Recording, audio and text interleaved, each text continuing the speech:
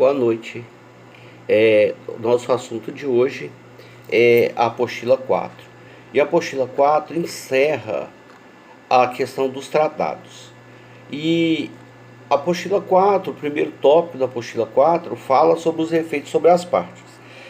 Quando a gente fala sobre assinatura e ratificação, é bom lembrar que após a ratificação, os estados que assinaram o tratado passam a ser obrigados a cumpri-lo no âmbito doméstico.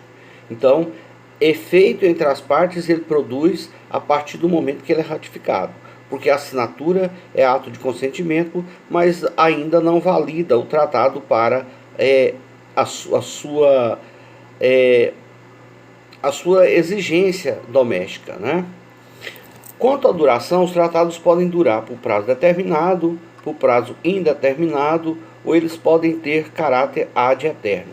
Inclusive, esse é um assunto que nós já falamos algumas vezes em sala de aula. Nós falamos que os tratados podem ser firmados para durar por tempo determinado, como é o tratado da usina de Itaipu, que vai até 2023. Depois de 2023 em diante, nós temos que fazer um novo tratado com o Paraguai.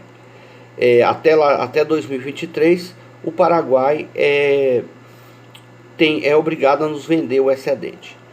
Tem tratados que têm caráter de tempo indeterminado, ou seja, é o caso da ONU, por exemplo, que qualquer Estado que queira sair, se desligar da ONU, ele pode fazê-lo, desde que ele avise com antecedência e quite todas as suas dívidas, né, com a ONU. Lembrando que o Brasil, essa semana, também foi manchete do jornal, porque é o quarto maior devedor da OMS. Há 2 anos que nós não pagamos a OMS. Devemos 200 e poucos milhões para a OMS. E lembrando que cada braço da ONU é mantido pelos próprios estados, né? Então cada estado paga uma parte. E a nossa parte, nós estamos em débito com ela, desde o ano passado. Vamos falar também, e tem os contratos, são os tratados que têm duração tem caráter ad eterno. Cessão de território, por exemplo.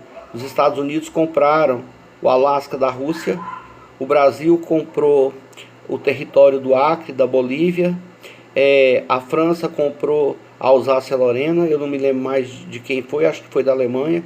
Então, em caso de cessão de território, o tratado tem caráter ad eterno, né? Não tem a possibilidade mais de se revogar e nem de sair dele, né? E nem de denunciá-lo. A adesão. Ingresso à adesão é um meio que geralmente os tratados multilaterais permitem. Eu vou citar a Carta da ONU mesmo, né? A Carta da ONU permite que outro Estado entre mediante adesão. Lembrando que quem entra mediante adesão não pode discutir as cláusulas do contrato, né? O nome já diz, é adesão. Então, alguns tratados permitem a entrada posterior de outros estados. O Mercosul, inclusive, né, o Tratado do Mercosul permite a entrada de novos membros mediante adesão.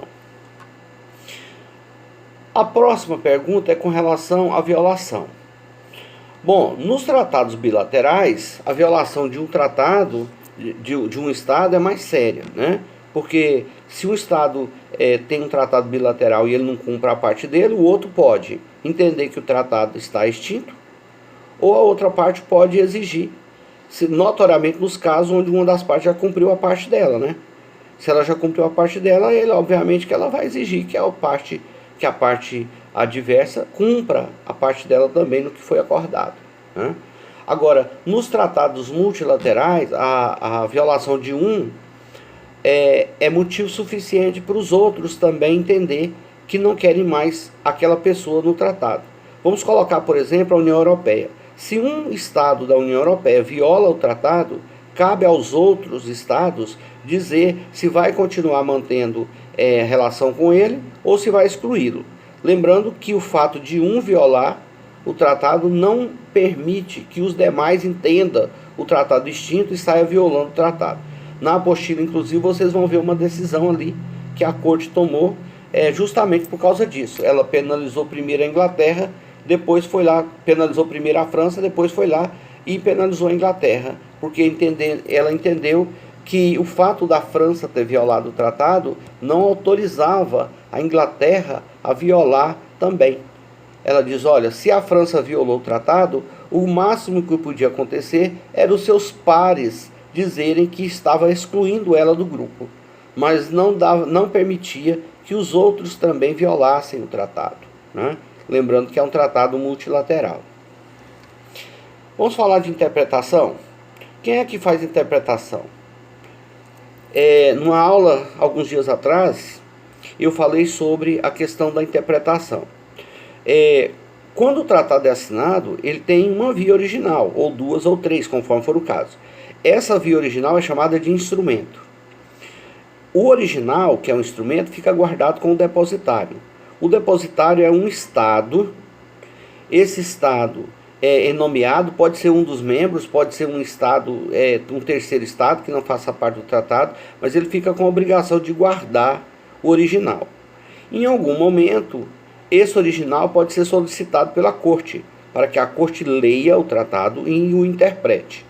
Essa interpretação feita pelos órgãos jurisdicional internacional é chamado de interpretação jurisdicional. É a interpretação que o próprio órgão que vai julgar faz do tratado. Mas existe também a interpretação autêntica. A interpretação autêntica é aquela que é feita pelos próprios estados que assinaram o tratado. Então, o que é que vale realmente, professor? O que realmente vale é a interpretação feita pela jurisdição, né? Pelo órgão jurisdicional, né? E é a interpretação jurisdicional que ela é feita lá no âmbito internacional. É a interpretação feita pela Corte Internacional de Justiça, pela OMS, pela OMC. Lembrando que alguns anos atrás, a Organização Mundial do Comércio fez uma interpretação do tratado e proibiu os Estados Unidos de oferecer subsídios para os plantadores de algodão. A ação foi movida pelo Brasil. E o Brasil ganhou a ação, né? E os Estados Unidos foram proibidos de fornecer subsídio para os seus produtores. Lembrando que subsídio não é empréstimo, subsídio é dado.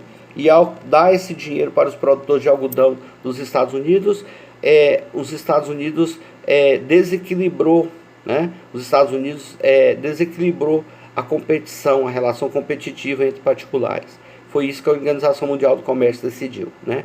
Então ela pegou um tratado e fez a interpretação jurisdicional dele, né?